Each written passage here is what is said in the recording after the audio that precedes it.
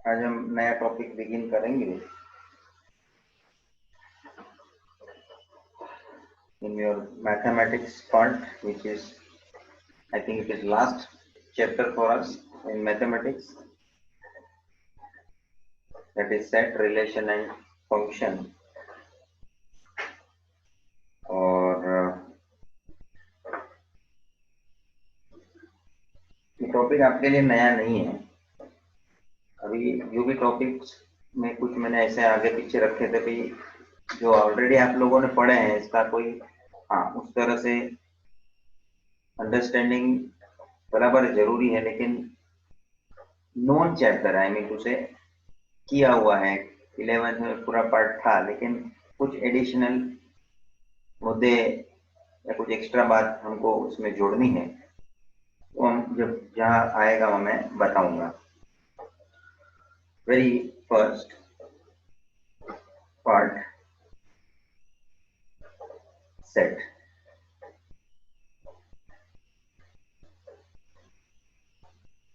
तीन पार्ट है, set, relation and function. And relation and function will go hand to hand, एक साथ जाएंगे। ठीक है, सेट एक इंडिपेंडेंट टॉपिक भी है, मगर उसका फिर जुड़ाव रिलेशन और फंक्शन से होता है। एंड देन फंक्शन, आपको मालूम है फंक्शन से ने आपने बहुत सारे चैप्टर कंप्लीट किए हुए। लिमिट है, कंटिन्यूटी है, डिफरेंशिएशन है, इंटीग्रेशन है। फंक्शन का यूज करके आपने बहुत सारे टॉपिक देखे, लेकिन फिर उसमें हम खाली फंक्शन का यूज करके आगे के स्टडी को ध्यान में लेते हैं। फंक्शन क्या है वो मेन मुद्दा यहाँ हो रहा है। समझ में आ रहा है? सीखने वाली बात फंक्शन की इसमें। बट अभी फंक्शन आपके लिए नया नहीं है, क्योंकि वो ऑलरेडी आपने फंक्शंस का उपयोग मैंने जो बताया उस सब टॉपिक्स में आपने किया ही है कि भाई लिमिट्स में भी फंक्शन का इस्तेमाल होता है। लिमिट, कोई भी हम लिमिट का क्वेश्चन करेंगे तो बिना फंक्शन नहीं होएगा। एफ ऑफ एक्स जो हम लिखते हैं फंक्शन, डेरिवेटिव भी निकालने हैं तो डेरिवेटिव का भी फाइंडिंग करते हैं तो फंक्शन इज रिक्वायर्ड, इंटीग्रेशन में भी एक्सेट्रा। तो फंक्शन लास्ट में है जो, उसका हम फिर उपयोग कर लेते हैं आगे के अलग अलग स्टडीज में। चलिए, first part is a set. Set का एक बेसिक डेफिनेशन है, that is it is a collection of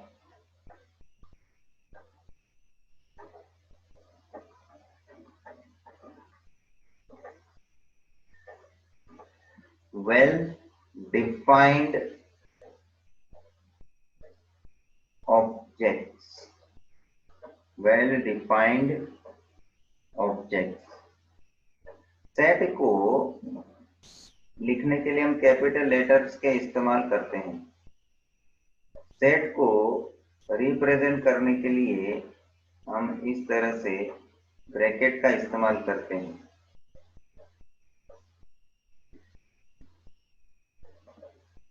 set के अंदर, एग्जाम्पल्स के तौर पर मैं लिख रहा हूं, सेट के अंदर जो भी हम लिख रहे हैं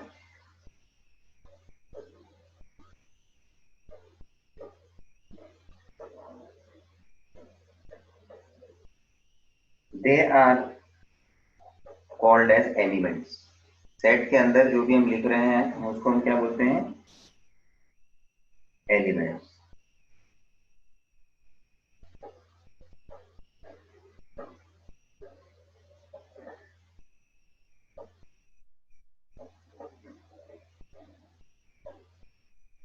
Objects which forms a set are known as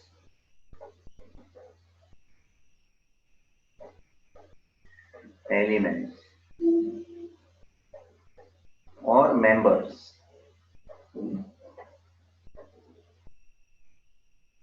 A B C D E वो एलिमेंट है, रेड ब्लू ब्लैक ये एलिमेंट है, बी सेट के एलिमेंट है। तो यहाँ हम इस तरह से भी मेंशन करते हैं, जैसे अभी एलिमेंट की बात निकली है तो मैं बोलूं स्मॉल बी है जो, वो कौन से सेट को बिलोंग करता है? कि सेट है, तो लिखने का तरीका है बिलोंग्स टू सेट ए। फिर जो ब्लू है, ये एलिमेंट जो है वो कौन से सेट को बिलोंग करता है? B set. मैं ऐसा भी लिख सकता हूं कि ब्लैक जो है, ये जो है, it is not belonging to A, not belonging to A, जिसके अंदर नहीं है वो एलिमेंट।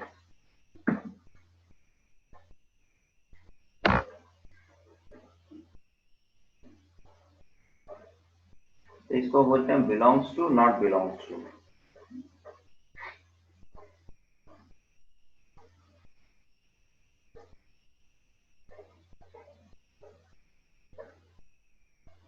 है ना? नोटेशन आपको मालूम है बिलोंग्स टू का। अब जो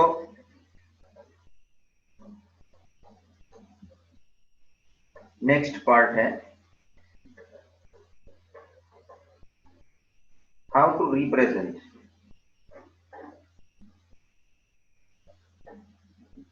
अ सेट। सेट को रिप्रेजेंट करने के कुछ तरीके हैं, और वो तरीके जो है, उसमें पहला तरीका है that we called as that we call as roster method,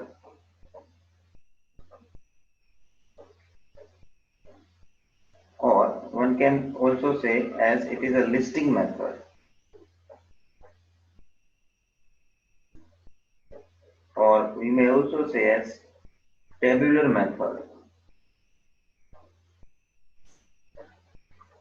One can also say as braces method.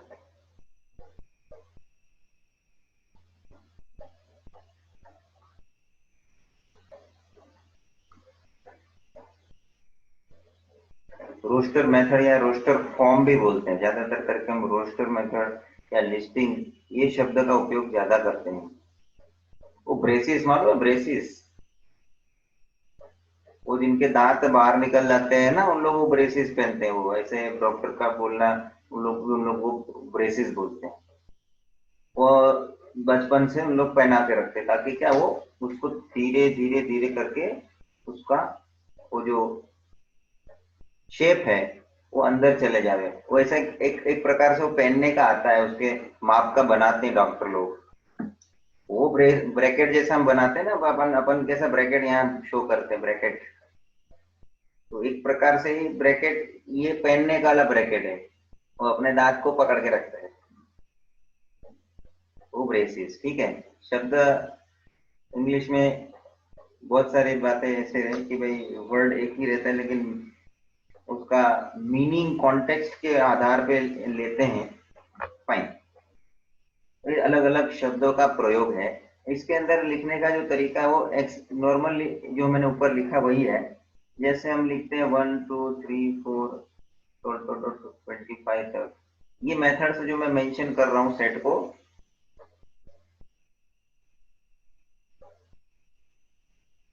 हाँ, बस इसको हम बोलते हैं रोस्टर मेथड। इसका मतलब क्या है? क्लियर कट हमें सभी एलिमेंट्स मेंशन किया हुआ दिखता है।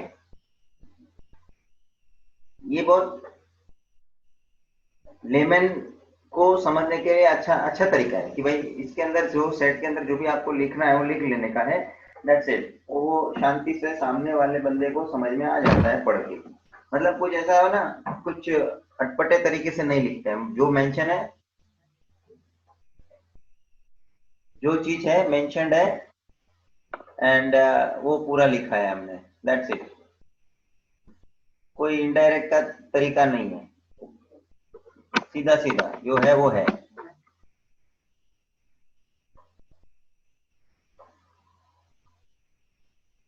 So this is what roster method.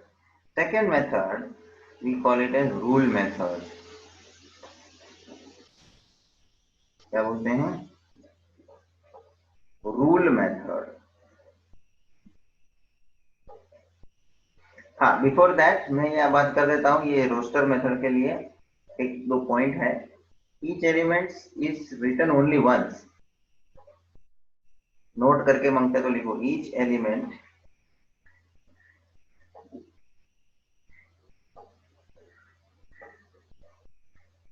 Is written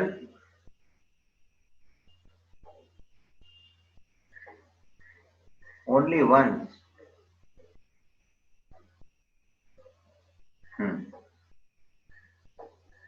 ये ब्रेसिस को ब्रैकेट भी बोलेंगे, आप जरा मांगते तो मीनिंग बाजू में लिख देना, मतलब जो शब्द है मैंने वो लिखा है। और एक और नोट है, order of element is not important.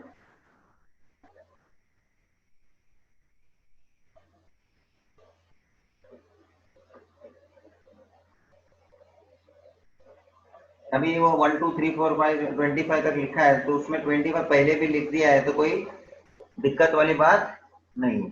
Order is not important, ठीक है, बेसिक बातें हैं, लेकिन इसलिए भी जरूरी है थोड़ा अपने को क्लियर करना है ना। ये सब बातें कुछ पहले की ही। Next method is we call it's a rule method, और one can say property method,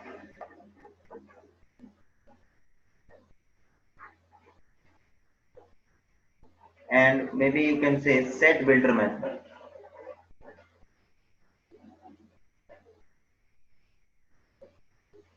अलग अलग नाम है भाई, उसकी पहचान के आधार पे अपने को अल्टरनेटिव नाम दिए हुए हैं। अभी इसके अंदर अपन किस तरह से मेंशन करते सेट को, एक रूल बनाते हैं, एक जिसको बोलते हैं ना प्रॉपर्टी जनरेट करते हैं, जिसको हम सेट को लिखने के लिए डायरेक्ट मेथड वो हो गया जो ऊपर वाला, इसमें सब एलिमेंट क्लियर कट दिखता है। इसमें सब एलिमेंट क्लियर कट पहले से नहीं मेंशन किया होगा, इसमें अपन ऐसा एक रूल बनाएंगे, नियम बनाएंगे, और वो नियम के आधार पे लिखेंगे। जैसे कि let A be the set of X such that X is an odd integer where the and X lies between and including 3 and 25।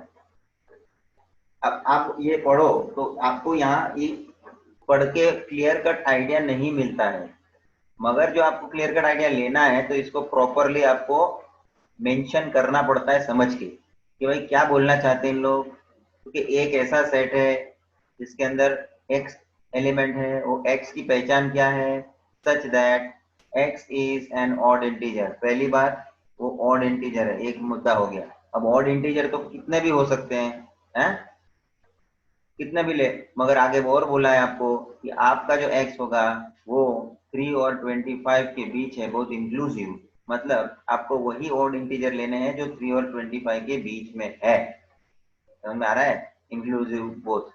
तो इस तरह से अपने को समझ के लेना पड़ता है, और फिर उसके अंदर कितने एलिमेंट होंगे ये मालूम पड़ता है। तो रूल मेथड ऐसा है कि रूल मेथड से फिर आप रोस्टर फॉर्म में जाना है क्लियर आइडिया लेने के लिए। ऐसे 11th वगैरह में आपने सेट वगैरह के क्वेश्चन में शायद स्कूल लेवल में भी देखा होगा कि सेट बिल्डर मेथड से आप रोस्टर फॉर्म में कन्वर्ट करो, हैं, या रोस्टर मेथड में से सेट बिल्डर में कन्वर्ट करो सेट को। ठीक है, ये खाली वो टेक्निक लिखने का समझ में आवे, बच्चे लोगों को पता होना पड़े कि भाई ये मेथड्स में अपन कैसे उसको मेंशन कर सकते हैं। एक और एग्जांपल ले लो, set B that is representing x such that, अच्छा देखो सच दैट के लिए मैंने ये नोटेशन भी किया, 2 डॉट्स, और ये लाइन भी किया है, सच दैट हम लोग स्ट्रोक बोलते हैं जैसे नॉर्मली। अब इधर मैथमेटिकली समझ के लेने का है इसको, नोटेशन वाले वही होता है, सिंबल वही रहते हैं, लेकिन मैथमेटिकल लैंग्वेज का उपयोग करना है। x such that x is days in a week,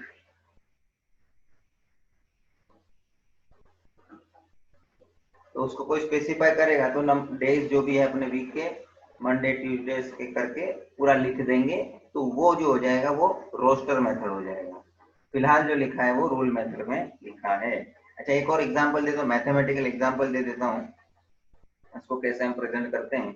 C be the set of x such that x belongs to k, comma k square plus 3k minus 4 is equal to 0. That's it.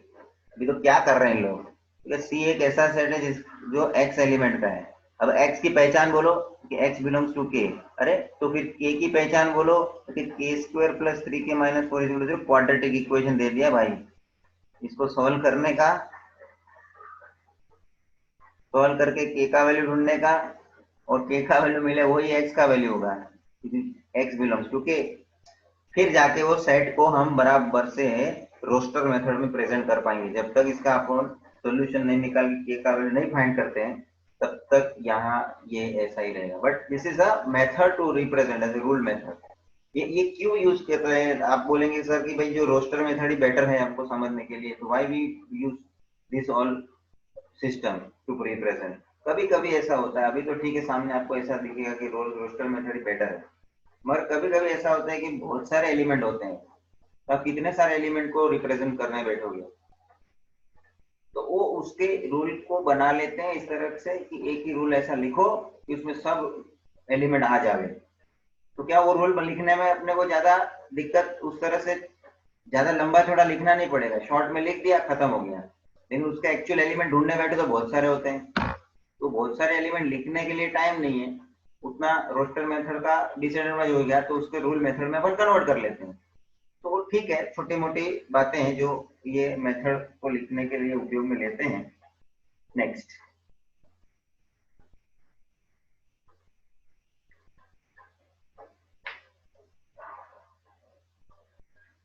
भाई जी, अब हम आगे बढ़ते हुए आते हैं types of sets.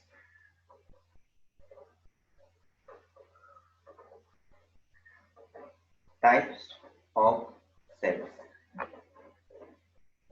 जिसमें है number first finite set. Finite set नाम पे से ही पता चलता है कि भाई जिसके अंदर हम जो एलिमेंट है जो सेट के अंदर, that can be countable,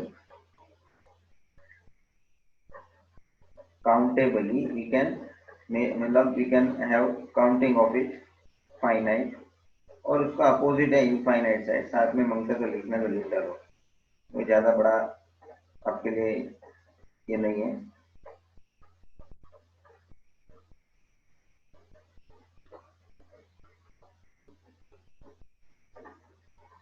देखो it contains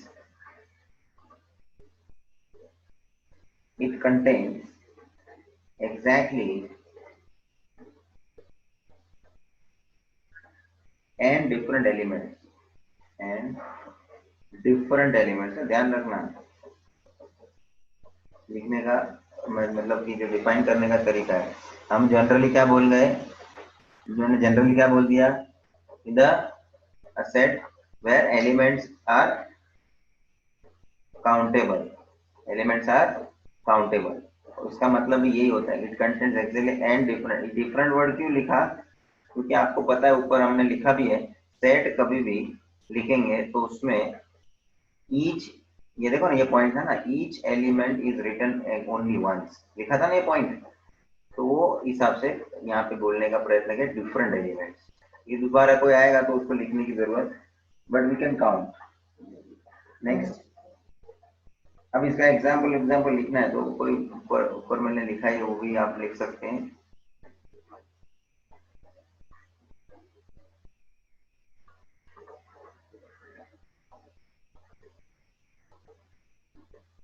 ऐसा, और अपने को समझो कि भाई मैं आपको रूल मेथड में पूछूं, रूल मेथड में कोई सेट बना के बताओ फाइनाइट सेट, हाँ, तो बोल सकते हैं अपन x such that x is number of student in a class. Countable है ना, क्लास में जो भी स्टूडेंट रहेंगे बैठे हैं, that can be countable. And one more thing कि भाई सब अलग अलग है, number of student in a class. Next infinite set के बारे में आते हैं।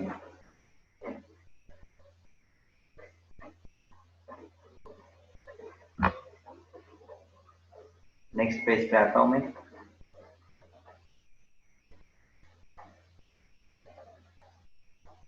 Infinite set,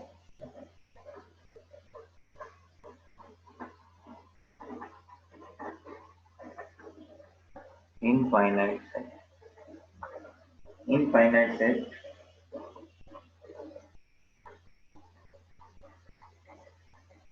a set which is not finite। लो खत्म हो गई। For example is a set, ऐसा 1 2 3 डॉट डॉट डॉट करके छोड़ दिया है। Is a set that is x such that, ये मैं रूल मेथड में बता देता हूँ। एक एग्जाम्पल ऐसा, x is number of stars in a sky।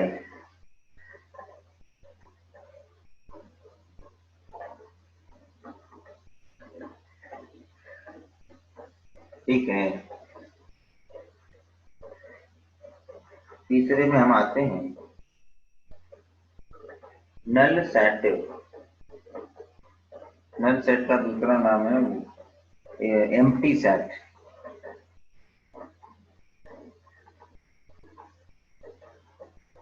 तीसरा नाम है वॉइड सेट। वॉइड सेट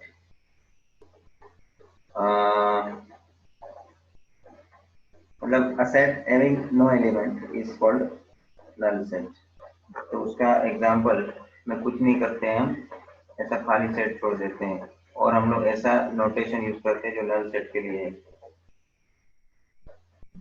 या एक एग्जांपल हम ऐसा लेवे जो रूल मेथड के हिसाब से, रूल मेथड के अंदर भी अपन नल सेट मेंशन कर सकते हैं, जैसे कि x such that x is a perfect square, x is a perfect square of an integer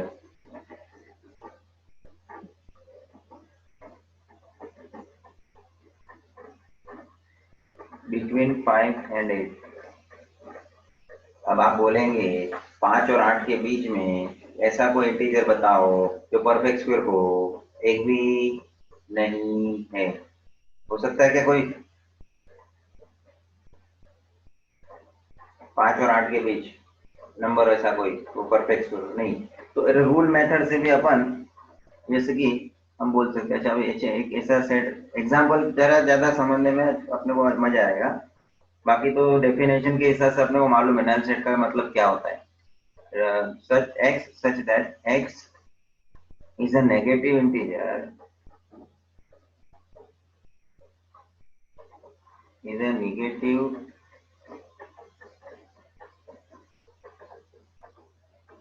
integer whose square is -1। ले -1, हाँ कभी कोई ऐसे इंटीजर का स्क्वायर -1 आया है क्या? आता है क्या? नहीं, तो नल सेट हो जाएगा भाई। ठीक है, तो इस तीन सेट के बेसिस पे मैं एक आध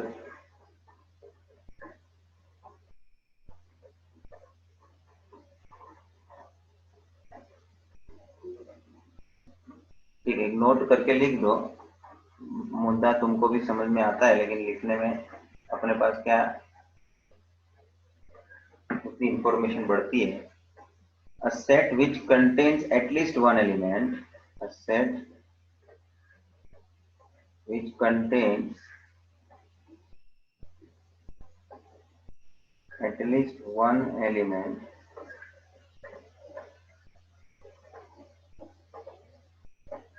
is called non-empty set। बोर्ड कम से कम एक एलिमेंट भी हो जाएगा ना उसके अंदर, तो वो हमारे को नॉन एम्प्टी सेट बोलना है, वो एम्प्टी सेट नहीं होगा। ठीक है ठीक है। चलो next number 4,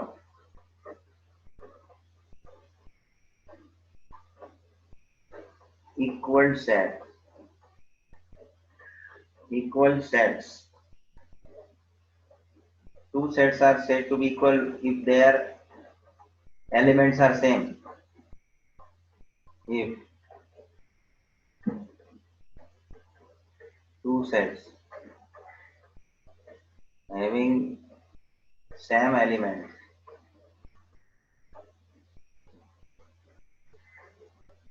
they are called equal sets.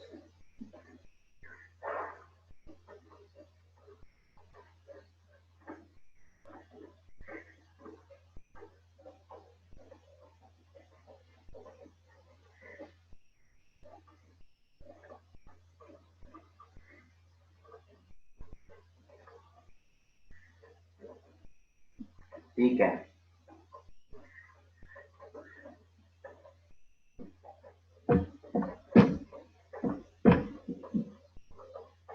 सब सेट, सब सेट आई, सब सेट में आई।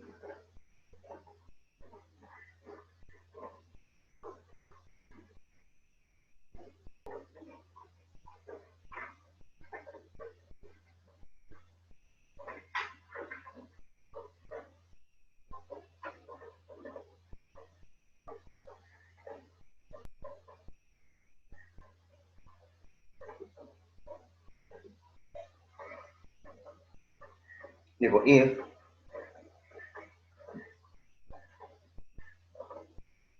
every element of a set A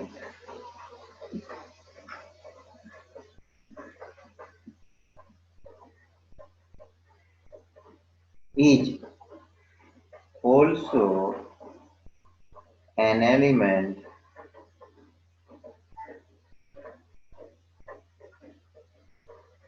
of a set B, then A is called a subset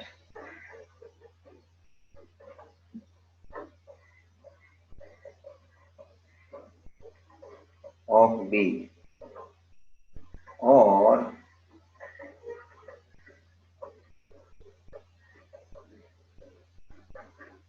A is contained in B। लिखने का तरीका देखो, A is contained in B। A के सब एलिमेंट B में है ना, तो A is a subset of B। ये तो सिंपल लैंग्वेज में हम लिख सकते हैं, लेकिन उधर उसने दूसरे स्टेटमेंट में मैंने किसे लिखा, A is contained। कंटेंट मतलब उसका एक भाग है, कंटेंट उसके अंदर समा गया है, समावेश हो गया है उसका। तो ए के सब एलिमेंट बी में है, तो ए इसका ए के सब एलिमेंट बी के सेट में दिखेगा आपको। और one more statement we have to mention, we can mention, और B is a superset of A. अरे वो सुपरमैन होता है ना, सुपरमैन क्या है, ये सब मतलब ऐसे सब शब्द लिखते हैं। अच्छा उल्टा बोलो तो, अच्छा ए के बारे में बोलो तो ए क्या है, बी के लिए subset, A is a subset of B. In B के कॉन्टेक्स्ट में बोलो, बी के पॉइंट ऑफ व्यू बोलो, तो B is a super set of B. मैं किसी से सुपर हूं, है ना, ऐसा बोलते हैं ना हम, तो मैं सुपर हूं मतलब मैं उससे कुछ ज्यादा हूं क्वालिटी में, या बोलो कुछ भी, उससे कुछ मैं एक लेवल ऊपर हूं, या जो भी बोलो, उससे मैं लेवल में ऊपर हूं। तो बी के अंदर एलिमेंट कितने होंगे, ए से ज्यादा होंगे। अच्छा एग्जांपल ही देख लो, समझ लो ए इज अ सेट 1 2 3, और बी इज अ सेट 1 2 3 4 5, तो A is a subset of B, हुआ कि नहीं हुआ? ए के सब अब एलिमेंट बी में, तो बी एक सुपर पोजिशन में है। क्यों सुपर पोजिशन में है? क्योंकि उसमें सब वो ए के कंपैरिजन में ज्यादा है। एक एक कंपैरिजन में बोल रहा हूँ भाई, आप लोग दूसरे तीसरे सेट की बात मत करना, मैं यहाँ पे कंपेयर जिसका कर रहा हूँ उसी के बारे में बात करना, ए और बी के कॉन्टेक्स्ट में बात करना। तो बी को जब मैं ए के साथ कंपेयर करता हूँ तो बी में ए से एलिमेंट ज्यादा है, और ए के तो सब है ही, ए के तो सब है ही, तो बी जो है वो हो जाएगा सुपर सेट ऑफ ए। भाई जी, ये जो सब सेट का लिखने का तरीका है,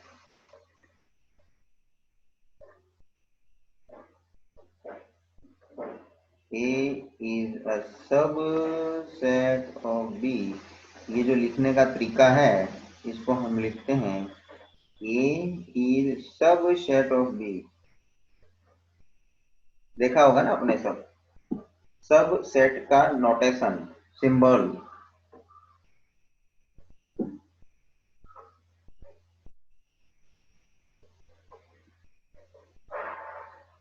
अब खाली एक रिवर्स बात है, उल्टी बात है, कुछ और नहीं मैं बोल रहा हूँ। इफ एटलीस्ट, समझ लो, इफ, समझते जाना साथ में, इफ एटलीस्ट वन एलिमेंट, सोचते भी जाना, of A does not belong to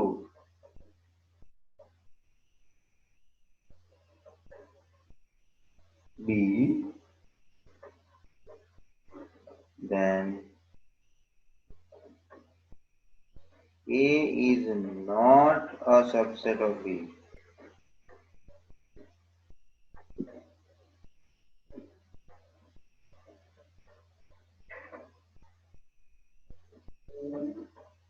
कम से कम एक भी एलिमेंट जो है ना ए का, वो बी में ना हो तो वो सबसेट नहीं गिना जाएगा भाई। ए के तो सभी एलिमेंट होने ही चाहिए। therefore we write as A is not a subset। देखो भाई, ऐसा ना हो जाएगा वो, A is not subset। लिखने का ढंग देखो, चलिए।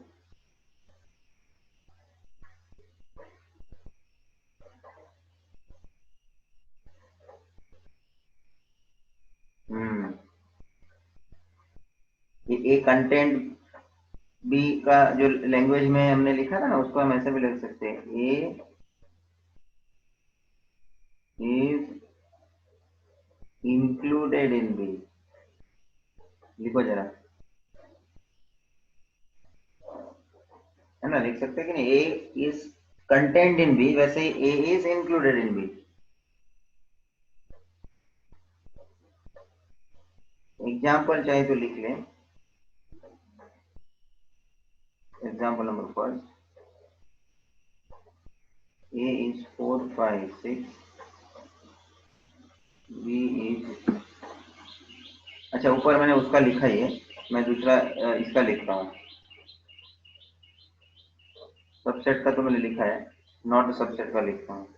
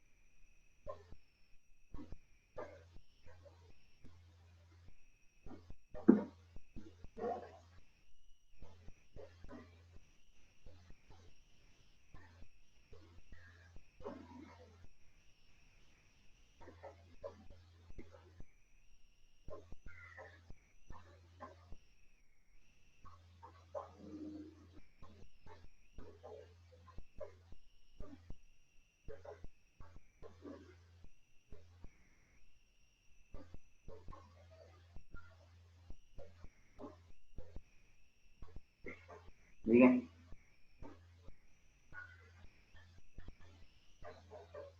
ओके, अब मैं इसके एक और एग्जांपल पे बात करता हूँ।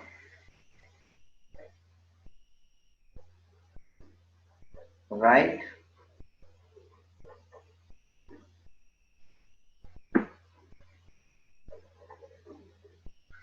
All possible subset of A where is 1 2 3। ये क्वेश्चन ऐसा पूछ भी सकते हैं। समझो आपको एक सेट दिया है ए 1 2 3, उसके सभी ही सबसेट आपको लिख के बताना। राइट ऑल पॉसिबल सबसेट, तो हम इसको मेंशन करेंगे सबसेट ऑफ ए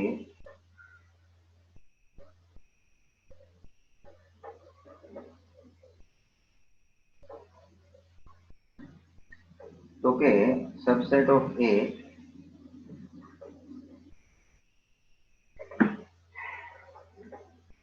क्योंकि जो सिंगल है ना, पहले 1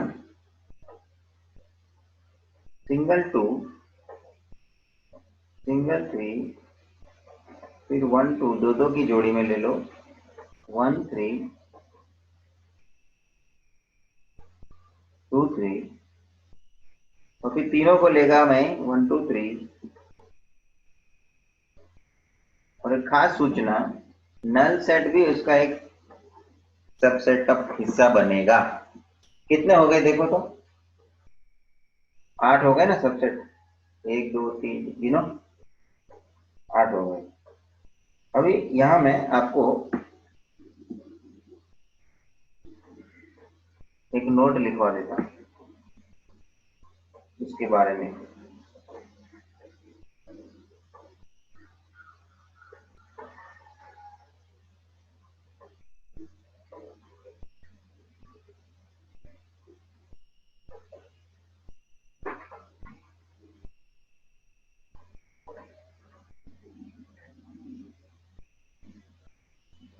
क्या नोट के माध्यम से मैं लिखवा रहा हूं, देखो।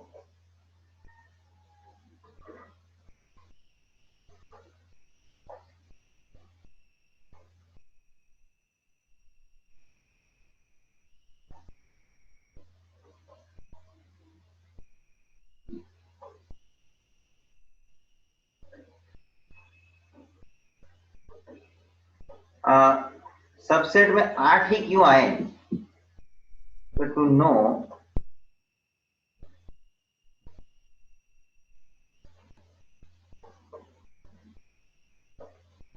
The number of subset use formula, which formula, okay, 2 raised to n। अब यहां चेक करो, यहाँ नंबर ऑफ सबसेट 8 आए तो गिनती तो करके लिया क्योंकि छोटा था।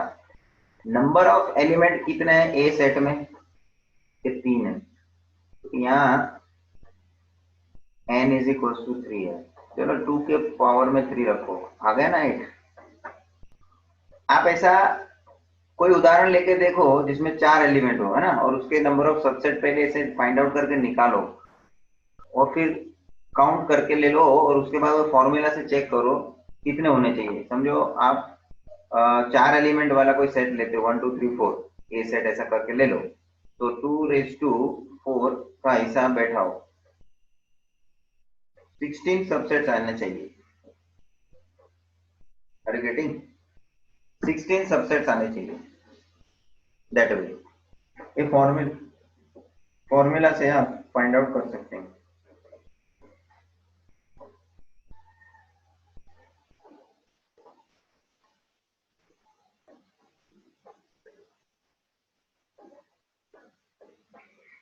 इतना हुआ,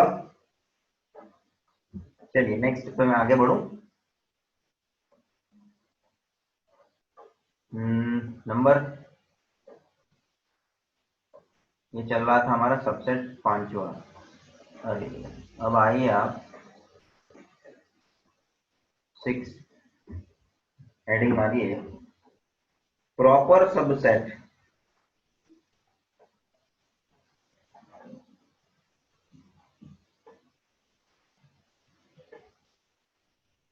अच्छा, एक और नोट सबसेट में मार दो लिखने के हिसाब से। Note number second,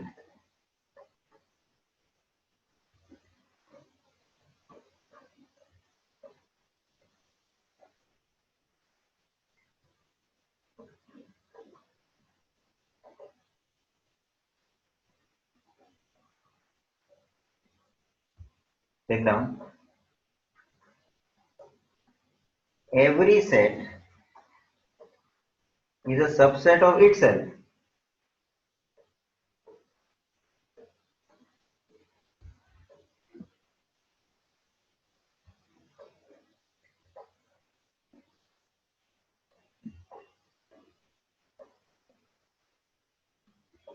Every set is a subset of itself, that is A is a subset of A.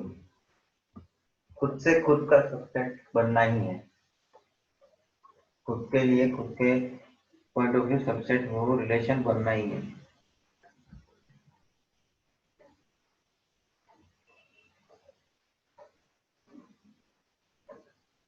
ठीक है,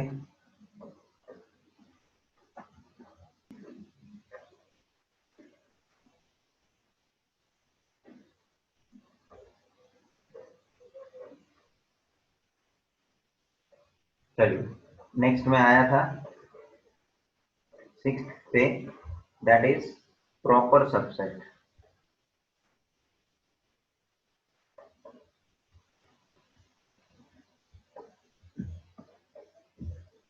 प्रॉपर सबसेट, चलिए इसमें क्या फर्क है समझने का, इंपॉर्टेंट है।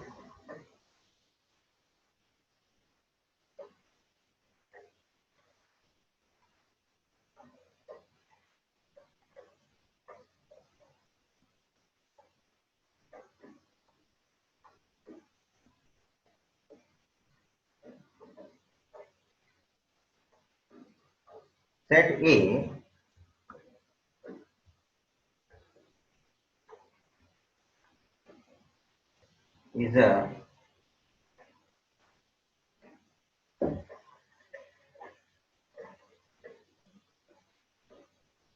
is said to be a proper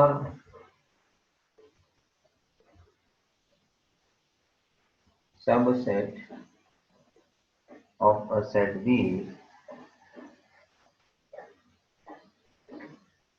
if condition number A,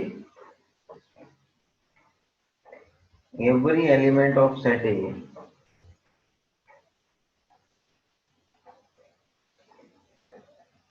is an element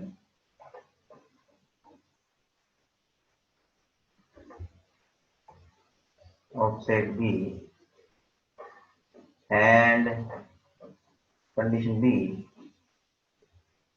set B has at least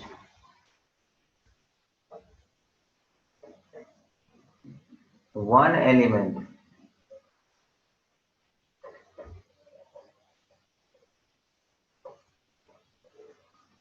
which is not an element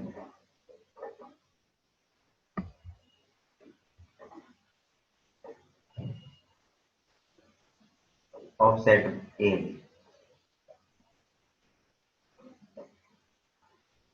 समझ में आ रहा है क्या?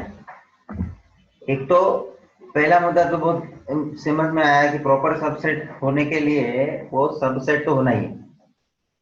प्रॉपर सबसेट की डेफिनेशन के बेसिस पे बात में, जिसको हमने दो कंडीशन से लिखा है, उसमें पहला कंडीशन तो स्पेसिफाई कर रहा है कि उसका मतलब होता है वो सबसेट तो है ही, every element of set is an element of set B. ये समझने से पता चलता है कि वो ए बी का सबसेट है ही, मगर इसको प्रॉपर सबसेट क्यों बोला जाना है, क्यों प्रॉपर सबसेट बोला जाना है? तो क्या वो बी कंडीशन बहुत इंपॉर्टेंट, उसके लिए ध्यान में रखना है। When set B has at least one element which is not an element of set A, कम से कम एक ऐसा एलिमेंट बी में होना चाहिए जो ए में नहीं है। मैं रिपीट करता हूं, कम से कम एक एलिमेंट ऐसा होना चाहिए बी में जो ए में नहीं होना है। एग्जाम्पल देख लो, आपको समझ में आ जाएगा। अच्छा, पहले लिख लो B write as, proper subset को लिखना है तो कैसे लिखेंगे, A is a proper subset of B. नीचे लाइन नहीं करने का, समझ में आ रहा है क्या? एग्जाम्पल,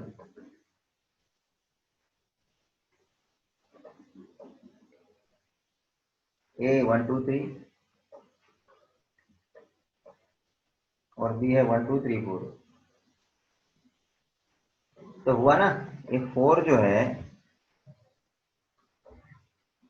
वो इसमें नहीं है ना, तो हुआ कि नहीं वो, at least one element, at least one मतलब कम से कम एक। अच्छा, 4 के अलावा और भी कोई ज्यादा रहता है ना उसमें बी में, तो भी कोई प्रॉब्लम नहीं होता था। क्यों? क्योंकि एटलीस्ट वन का मतलब है एक या तो एक से ज्यादा ऐसे एलिमेंट होने हैं बी में जो ए में नहीं होने हैं, not an element of set ए। आप क्लियर कट पढ़ेंगे शांति से, इजीली मालूम पड़ता है, कुछ कंफ्यूजन नहीं रहना चाहिए आपको।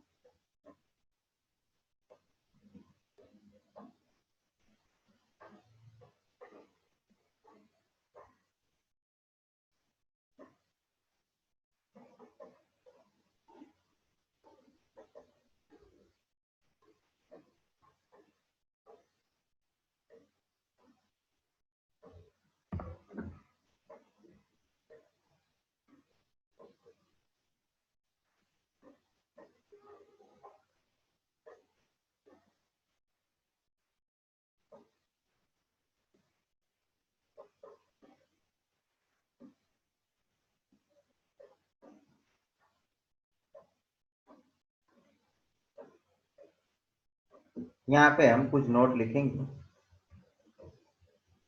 नोट मस्त होता है समझने के लिए।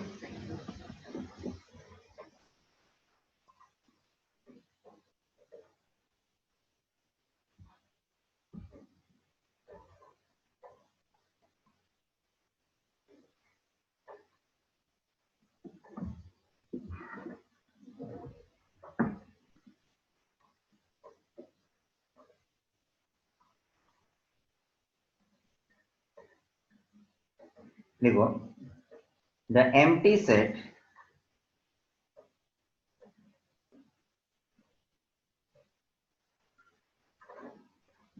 ना is a proper subset of all non-empty set।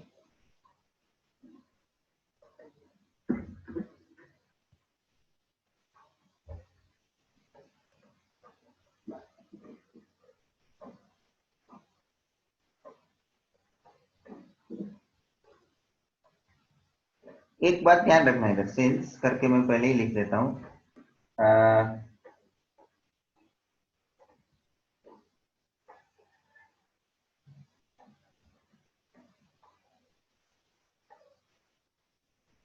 ये भाई ये क्या लिखा है, क्या समझ में आता है? और one can read like this, हाँ, ये है ना एम्प्टी सेट है, it belongs to every set.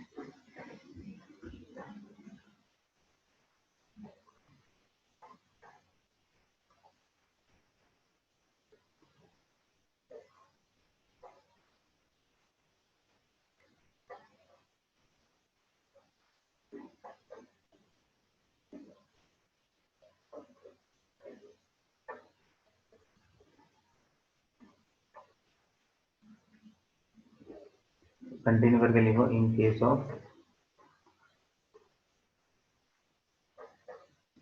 Of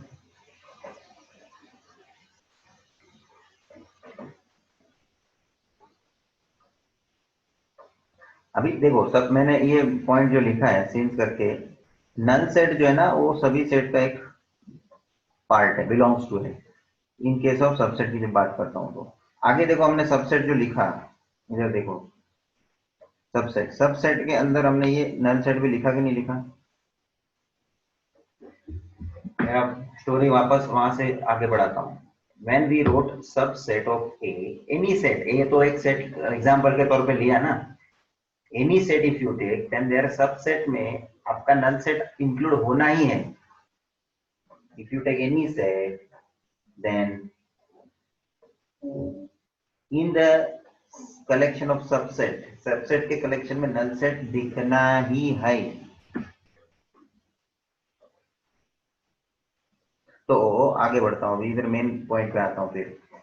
तो एक बात यहाँ बोल दिया मैंने, since this null set is element which belongs to every set, null set जो है वो belongs to every set। अब ऊपर के पॉइंट पे मैं आता हूँ। The empty set is a proper subset of all non-empty sets। अब यही बात समझ लो, नॉन एम्प्टी सेट ऊपर समझ लो ए है मेरा, वो नॉन एम्प्टी सेट हुआ ना, क्योंकि उसके अंदर एलिमेंट है, तो वो एम्प्टी थोड़ी बोला जा सकता है, नॉन एम्प्टी सेट है। तो the empty set is a proper subset of all non-empty sets।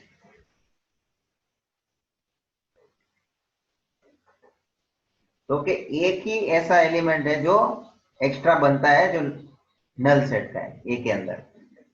तो वो आ गया ना डेफिनेशन में, at least one element which is not in the not an element of set है। समझ में आ रहा है? ये बहुत छोटी सी बात है मगर क्लियर होनी चाहिए।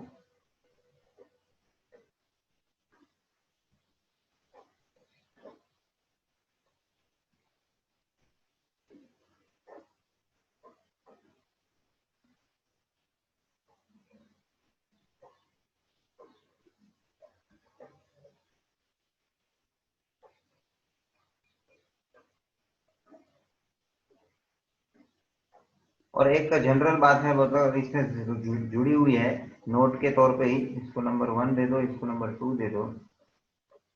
ए और बी सेट इक्वल कभी बनते हैं, ऐसा कभी बोला जाएगा? इफ आई डबल एफ बोलेगा तो इफ एंड ओनली इफ, याद है ना लॉजिक में? If A is a subset of B and also B is a subset of A. तो सीधी बात है ना, ए और बी जब सेम रहेंगे तभी वो एक दूसरे के सबसेट बन सकते हैं ना। ये अंडरस्टैंडिंग सब जो मेन नोट की वो इंपॉर्टेंट है। डेफिनेशन तो एक बार आप समझ लेते हो, लेकिन उसके आधार पे एक दूसरे से क्या इंटर रिलेशनशिप बैठता है ना, वो इंटरप्रेट करने को तुम्हारे को आना चाहिए। मगर वो इंटरप्रेट तभी कर पाएंगे जब भी आपका बेसिक कंफर्म होता है, सेट के डेफिनेशन को आप बराबर से कंफर्म करते हो।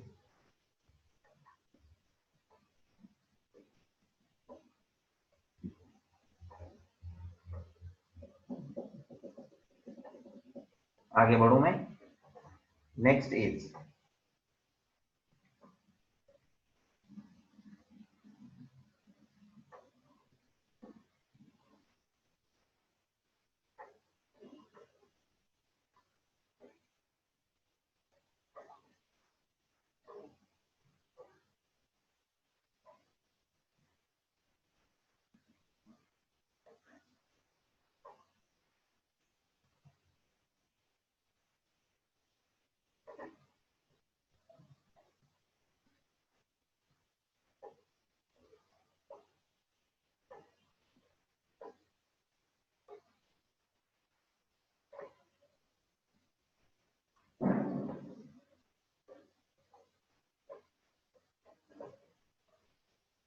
अच्छा, इधर एक मेरे को नोटेशन लिखवाने का था।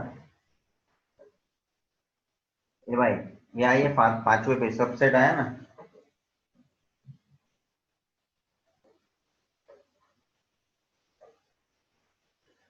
वो सुपर सेट वाला बोला ना। अगर A is a subset of B, तो बी क्या होता है? इधर बोला ना, if every element A is also an element of B, then A is called a subset of B, और B is called super set of A. B is called super set of A. इसका notations देखना है तो आप देख लो। तो लिखने का कैसे है मालूम है? B is a super set. Okay, ये तुम्हारे को मैं लिखाने को रह गया। B is a super set of A mention करना है नोटेशन में, तो इस तरह से लिखते हैं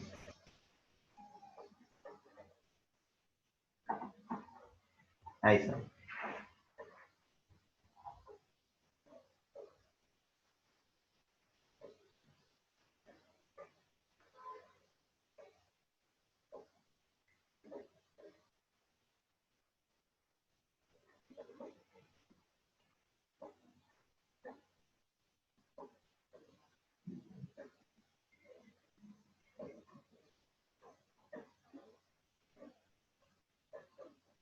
और आइए अभी कंटिन्यूटी में आगे, note number third.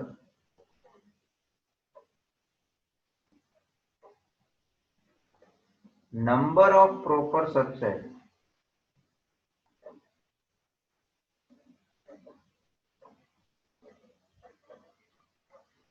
can be obtained by using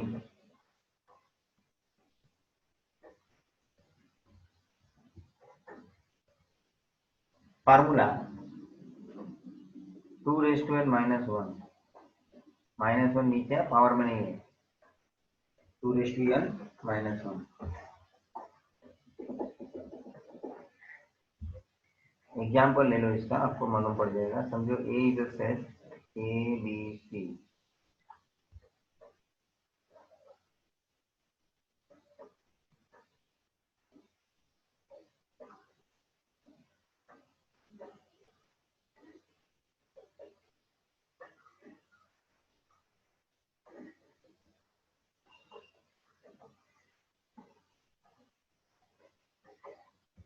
तो एक्चुअल में इसका सब प्रॉपर सबसेट लिखने जाऊं, अकेला ए अकेला B,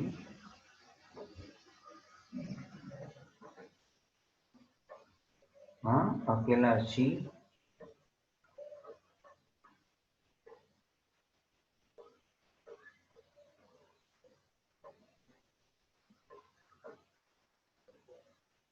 A B, A C, B C.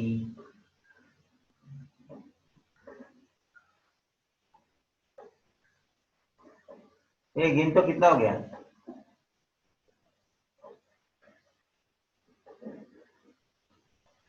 सात हुआ। ए फॉर्मूला यूज कर,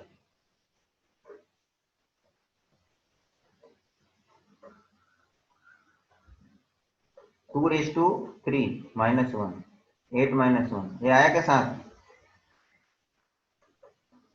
ए आप कोई बोलेगा सर इधर आपका एक छूट गया, ए बी सी, ये नहीं आएगा। क्यों नहीं आएगा, कोई मेरे को बताएगा रीजन?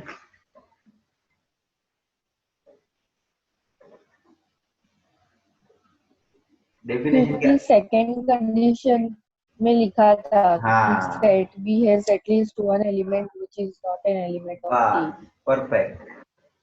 मतलब आपने ये प्रॉपर, मतलब ये एग्जाम्पल में जो अंडरस्टैंडिंग ले रहे हैं वो बराबर आपने बेसिक समझ के लिया हुआ है। कोई बात नहीं, बस ये मुद्दे पे था कि ये एग्जाम्पल खास ध्यान में ले लो, और उसका फॉर्मूला से आप मालूम कर सकते हो कि मेरे प्रॉपर सबसेट्स कितने होंगे। It was not a like subset. Subset में भी मैंने ऐसा एग्जाम्पल लिया हुआ है, उसके अंदर भी मैंने फॉर्मूला दिया 2n खाली, but here just minusing one it, ये आपको प्रॉपर सबसेट की क्वांटिटी देगा। अभी मैं ये इसलिए एग्जांपल में लेता हूं, लिया मैंने, क्योंकि खाली फॉर्मूला से आपको इतना जानकारी नहीं लेना है कितने एलिमेंट होंगे प्रॉपर सबसेट में। प्रॉपर सबसेट में एलिमेंट कैसे निकाला जाएगा वो भी तो मालूम पड़ना चाहिए, कैसे निकलेगा। तो वो उसका एग्जांपल मैंने यहाँ एलाबोरेट करके दिखा दिया। ठीक है, क्या है, कभी एग्जांपल से अपने को जजमेंट ज्यादा फटक से मिल जाता है, ये बात है। मैंने जानबूझ कर लिख के चौकड़ी मारा है, ध्यान रखना, उसको गिनने का नहीं है, तब जाके 7 एलिमेंट होंगे। Done. Next number I am going, number 7,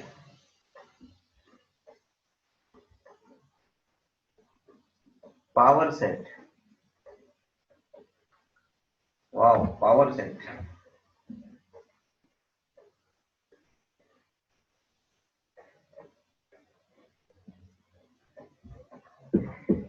कुछ नहीं है ये, देखो the family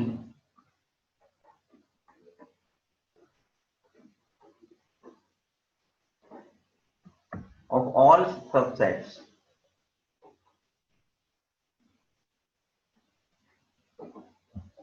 or you may also write like this, set of all subsets are called power set denoted by P of A। समझ, अभी समझ लो A is a set। अच्छा, आगे मैंने A सेट लिया था ना 1 2 3, वही लेता हूं। तो उसका आपने सबसेट्स क्या निकाले थे? 1 3 1 2 1 3 2 3 और 1 2 3 और नल शेड 1 2 3 4 5 6 7 8 हो गए ना। अब मैं क्या बोलता हूँ, देखो डेफिनेशन देखो, सेट ऑफ ऑल सबसेट्स, ये मैंने सब सबसेट्स लिखे बराबर, सब सबसेट लिखे बराबर, उसका भी सेट, देखो पावर सेट मतलब क्या बन गया है।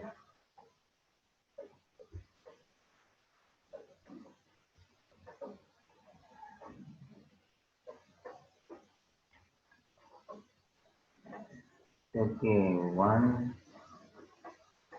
2 3 1 2 1 3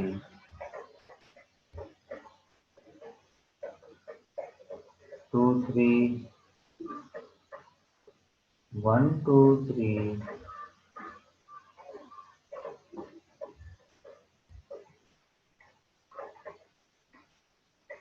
और नल सेट। हाँ देखो मैंने ब्लू से ब्रैकेट क्लोज करके ये ब्रैकेट जो बनाया ना, उसका मतलब क्या है, वो एक बाहर एक सेट है और उसके अंदर सब सब सेट को इंक्लूड किया है, a set of all the subset. अब यहाँ ये पावर सेट को नोटेशन में लिखना है तो कैसे लिखते हैं, पी ऑफ। एक्चुअली मैं ज्यादा इतना ये इसमें नहीं रखता हूँ, इन लोग भले लिख के दिया हुआ रहता है ये पी ऑफ है, भाई पी ऑफ है क्या प्रोबेबिलिटी है में मालूम पड़ जाता है, but when we are writing in set theory तो इसको प्रोबेबिलिटी नहीं रीड करना चाहिए, it is to be read as power set of A. हाँ, मुझे को आर्ग्यू करता है कि सर ये ऐसा अपन रिप्रेजेंटेशन तो प्रोबेबिलिटी के लिए करते हैं, आई एग्री, दिखता है ऐसा, मगर अभी फिलहाल ये जो नोटेशन यूज कर रहे हैं करके दिखाया हुआ है वो पावर सेट रिप्रेजेंट कर रहा है। राइट हैंड साइड आप देखोगे तो पता चल जाता है कि पावर सेट लिखा हुआ है। प्रोबेबिलिटी में खाली एक ही ब्रैकेट करके सब एलिमेंट लिखते हैं, प्रोबेबिलिटी तो आंसर होता है, ब्रैकेट होता ही नहीं है। देखो ना कोई आर्ग्यू करेगा भी, पी ऑफ ए का तो कोई आंसर होगा ना, प्रोबेबिलिटी ऑफ 0.5, तो when we write this this is, but obvious one can notice 0.5 तो ये प्रोबेबिलिटी होगा, but when you write P of A like bracket में लिखा हुआ दिखेगा राइट हैंड साइड, तो वन कैन डेफिनेटली से जो बराबर पड़ा हुआ है सब कॉन्सेप्ट को, तो बराबर से वो समझ में आएगा कि नहीं पावर सेट लिखा है। तो ऐसा नहीं है कि मैं फेवर में नहीं हूँ, जो बराबर आप समझ लेते हो डिफरेंस तो लिखने में कोई मेरे को प्रॉब्लम नहीं है। Power set, set of all subsets is called power set. ठीक है, ठीक है। अच्छा एक एग्जाम्पल और लेता हूँ तुम्हारे को, ये वो एग्जाम्पल नंबर फर्स्ट हो गया, एग्जाम्पल नंबर सेकंड। मुझे आप इसका सबका पावर सेट लिख के बताओ। सपोज बी आपको सेट दिया हुआ है mine,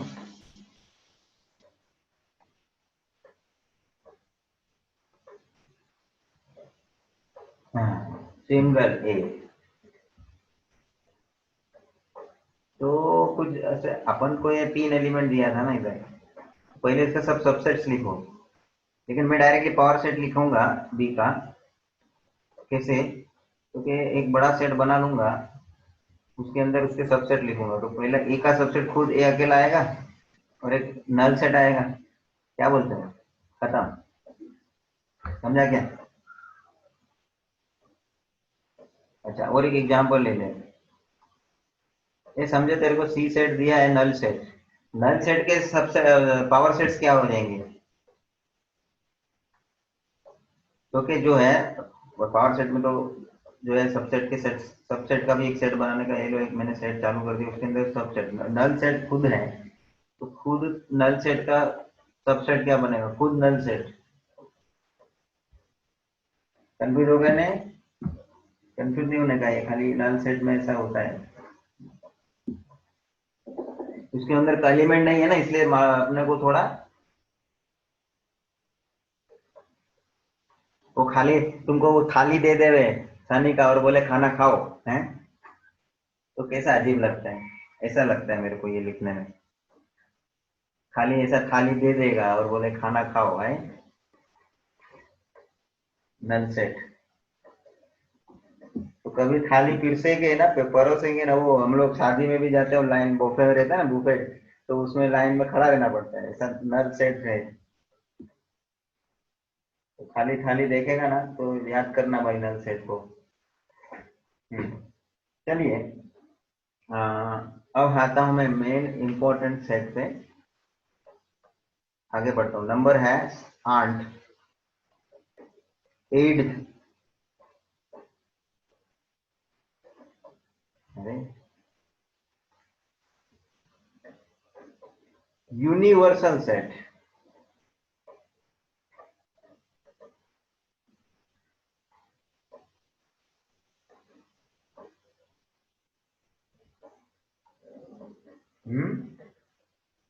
it is a set of all elements.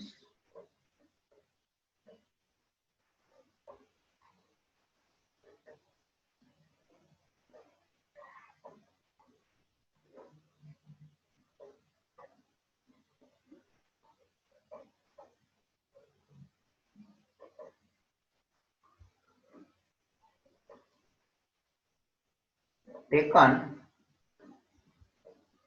Under the study. भाई साहब, आपके कॉलेज में सभी बच्चे का सेट, यूनिवर्सल सेट। अच्छा, मतलब ये नहीं मानना है कि मानने का है कि भाई बच्चे खाली तुम्हारे कॉलेज में है, अकेले के एक ही कॉलेज में पढ़ते हैं, दूसरे कॉलेज में कोई बच्चे ही नहीं पढ़ते हैं? ऐसा नहीं, हम लोग एट प्रेजेंट स्टडी में तुम्हारी कॉलेज के ही बच्चे का ये देख रहे हैं हिसाब। तो वही बच्चे लोगों का हिसाब पूरा, समझ लो 1000 बच्चे हैं या 5000 बच्चे हैं, जो भी हो, तो पूरे के पूरे 5000 बच्चों को हम ले रहे हैं स्टडी के लिए। That will become a universal set at that particular time. हाँ, क्योंकि वो बच्चे खाली उस कॉलेज के हैं, डजेंट मीन के वो बोर्ड्स को बिलोंग नहीं करते। तो फिर बोर्ड्स की बात करोगे तो बोर्ड्स के फिर लिए आप जब बात करते हो तो उसका यूनिवर्सल सेट अलग हो जाएगा, उसका यूनिवर्सल सेट उसके हिसाब से देखा जाएगा। जो चीज आप स्टडी के लिए ले रहे हो, और that point of view only, that set is considered as universal set. एक और अच्छा तरीके से एक्सप्लेन किया हुआ है, ये भी आप लिख सकते हैं, मतलब समझने के लिए देख सकते हैं। Any set which is a super set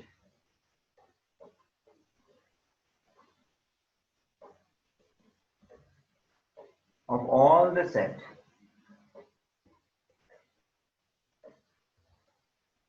under consideration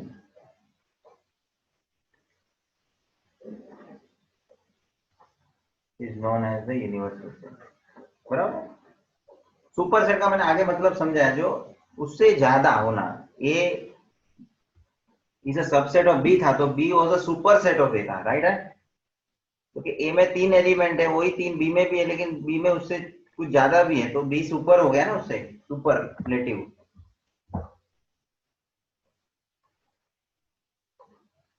उस प्रकार से। अच्छा, इसका नोटेशन में हम लोग यूनिवर्सल सेट यू से डिनोट करते हैं या तो एक्स से डिनोट करते हैं, हाँ, नोटेशन में। कभी कभी किधर हो गया ओमेगा भी यूज करते हैं सर, ओमेगा हम देखा है क्या?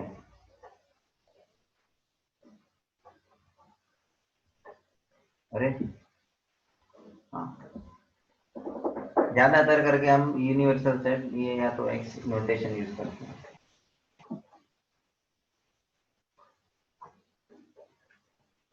आइए अब हम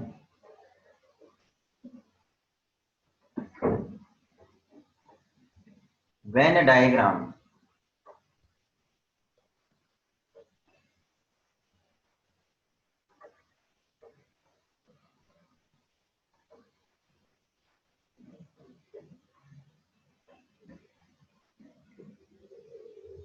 graphical representation of sets।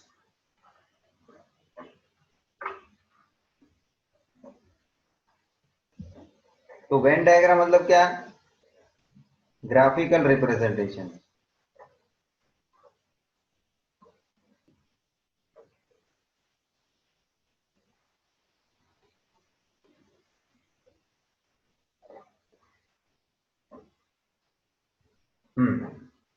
Venn diagram का मेरे को आने तो ना, मेरे को अभी जितना कंप्लीट होता है करने का है वेन डायग्राम।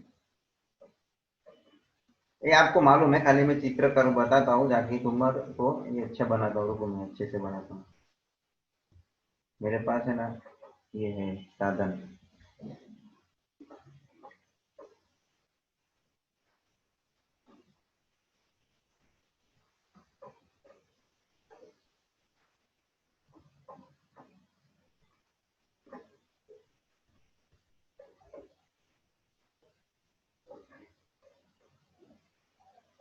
परफेक्ट बनता है इसमें।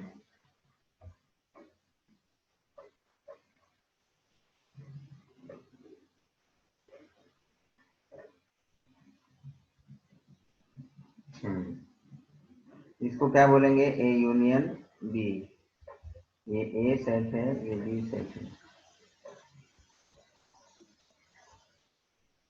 और इसी में मैं बता देता हूँ। सेकंड में इसी में बता देता हूँ, ए इंटरसेक्शन बी, ये आपको दिखेगा।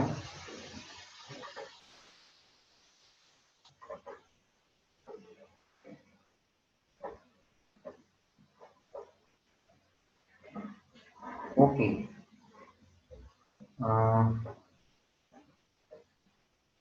तीसरे पे मैं आता हूँ।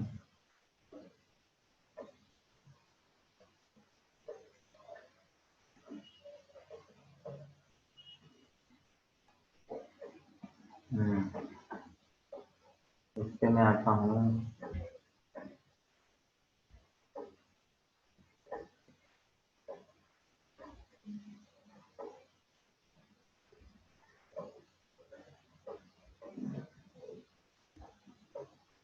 इसको बोलेंगे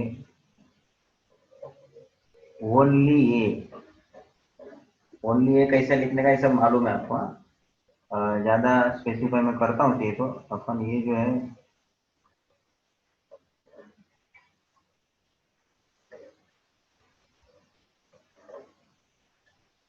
ओनली बी। ओनली ए कैसे लिखते हैं अपन?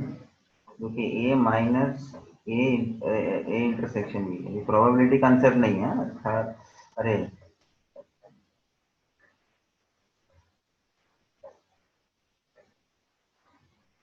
कॉमन माइनस करने का, ओनली बी के लिए बी में से कॉमन माइनस करने का, ऐसा।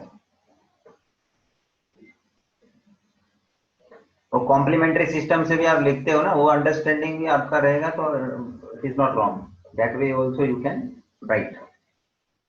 और ये कॉमन आपको माइनस करने का, जो भी आपको ओनली चाहिए।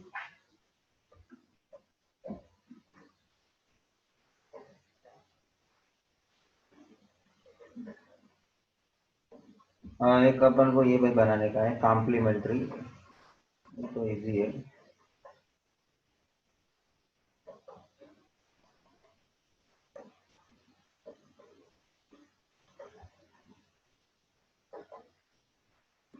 ये समझ लो ए है तो बाहर का है ए कॉम्प्लीमेंट।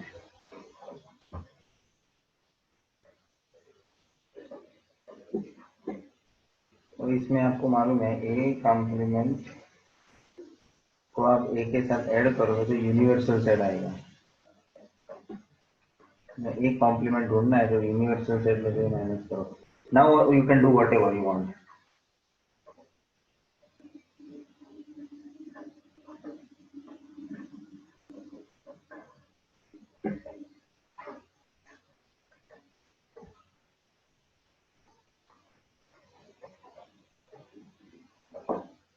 अब मैं कुछ इंपॉर्टेंट रिजल्ट लिखता। अच्छा ये भी आप लिख सकते हो यहाँ पे, अब इसके साथ साथ कॉम्प्लीमेंट्री का चल रहा है तो मैं क्या लिखूंगा, नल सेट का ये कॉम्प्लीमेंट रहेगा ना, वो यूनिवर्सल सेट होगा। ये सब मुद्दे आने वाले हैं, अभी मत लिखो, रुको मैं एक साथ सब लिखवा रहा हूँ। मतलब ये सब पूरा अभी तक जो भी किया डिस्कशन उसके रिलेटेड यहाँ खत्म है। अभी कुछ इंपॉर्टेंट मैं नोट के तौर पे लिखवा देता हूँ, इंपॉर्टेंट रिजल्ट। ये आपको खाली अंडरस्टैंडिंग में लेना है। नल सेट जो है उसका कॉम्प्लीमेंट लेगा तो यूनिवर्सल सेट मिलता है। उल्टा करो, यूनिवर्सल सेट का कॉम्प्लीमेंट मिलेगा तो null set. One can say that if any set, for any set, complements complement, if you take twice complement, you will be getting the original set only. Now one can say A union with A itself is going to be A.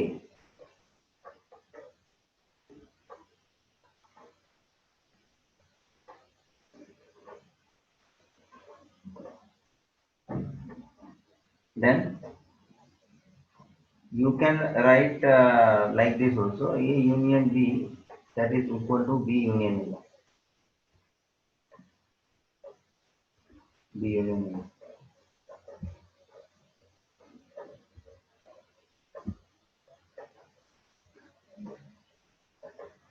Six. अच्छा A और A का complement का union लोगे तो आपको universal set मिलेगा।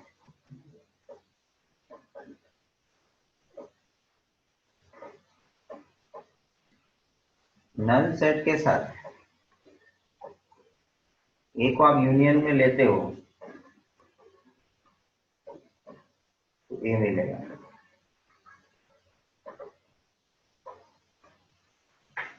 ठीक है ना, फिर समझने की बात है ना, मेरे को कुछ बोलने की जरूरत नहीं है। If A is a subset of B then A union B is equal to B. अब सीधा है ना, A is subset of B का डेफिनेशन क्या बोलता था, ए 1 2 3 और बी है 1 2 3 4, समझ लो। तो बी में ज्यादा है ना, तो अब ए और बी का आप यूनियन करोगे तो ज्यादा जो है वही मिलेगा ना, मतलब कि बी मिलेगा ना, यस और नो। चलिए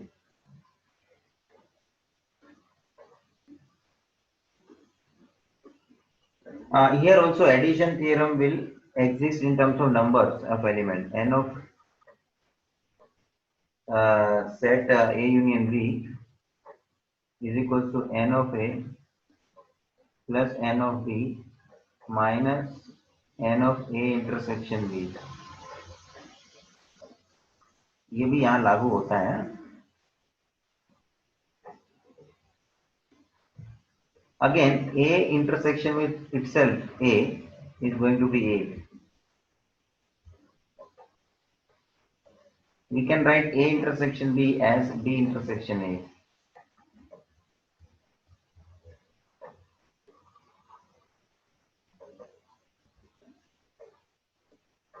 A intersection with A complement,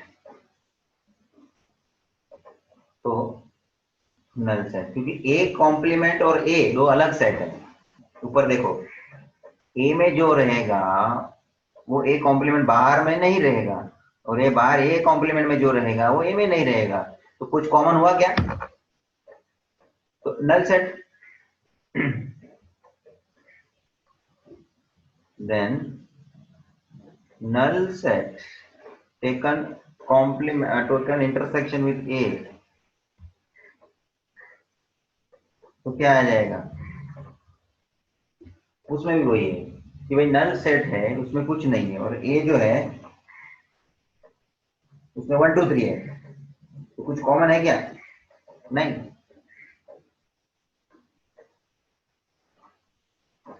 If A is a subset of B, then A intersection B is going to be A। अब A है 1 2 3 और B है 1 2 3 4, सोचो बराबर से। तो A में और B में कॉमन कौन हुआ? 1 2 3, दैट इज सेट A। भाई ओरली मैं बोल रहा हूँ, समझता है ना, मैं लिख नहीं रहा हूँ एग्जाम्पल, वो एग्जाम्पल से मैं बात कर रहा हूँ सबसेट वाले सेट के बेसिस पे। चलिए,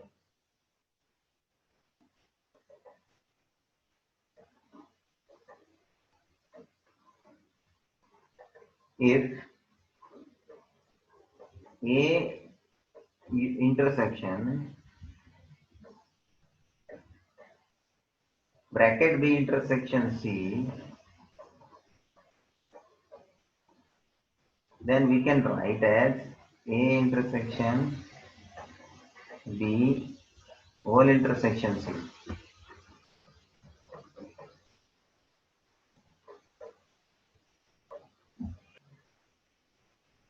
नेक्स्ट पेज पे मैं जा रहा हूँ भाई, हो गया लिख के? नंबर 16।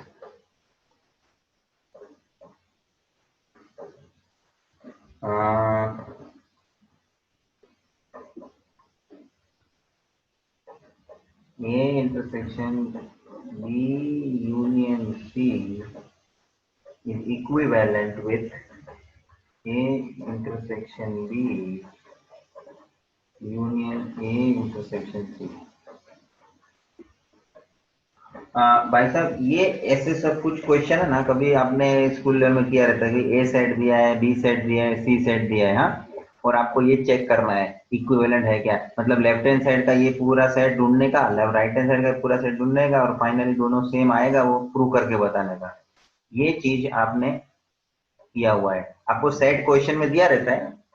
और एक 17 इसके जैसा है, देख लो, A union B intersection C, ये दोनों साथ में है ब्रैकेट में, is equivalent with.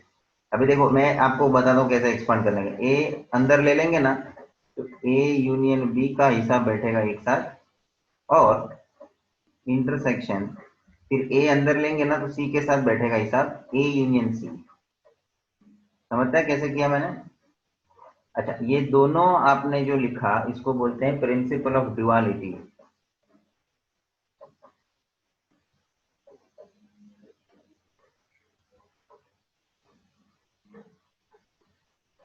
Duality number 18। A union B whole complement can be taken as A complement intersection B complement। ये आपको मालूम कौन सा लॉ है? D Morgan's law. De Morgan law, very good.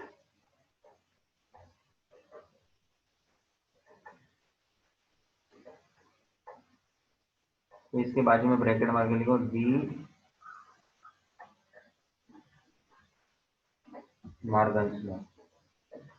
और एक जरा रह गया था, वो एडिशन थ्योरम है ना, तीन इवेंट के लिए, तीन सेट के लिए लिखने का। अभी इधर इवेंट नहीं बोलने का प्लीज, और क्योंकि इधर प्रोबेबिलिटी नहीं है बोलने का, थोड़ा अपना स्टाइल में बदलाव लाने का। मतलब लॉ अपना प्रिंसिपल फॉर्मूला का ये सेम स्ट्रक्चर रहता है ना, एन ऑफ लिखने का, इधर प्रोबेबिलिटी का पी नहीं लिखने का। A union B union C can be written as N of A plus N of B, अरे sorry, N plus N of C minus n of a intersection b minus n of b intersection c minus n of a intersection c plus n of a intersection b intersection c, तीनों का plus करने का criteria वही है भाई, इसमें मैं कोई ज्यादा बड़ा काम नहीं कर रहा हूँ। समझ में आया? यहाँ हमारा सेट का पार्ट खत्म होता है। हाँ, tomorrow we will continue with the further, आगे थोड़ा जो है रिलेशन का बातें करेंगे और फंक्शन पे चले जाएंगे। रिलेशन और फंक्शन पैरेलली एक साथ जाना चाहिए, मगर थोड़ा बात करने का है बेसिक। ठीक है, तो will to continue tomorrow. Thank you.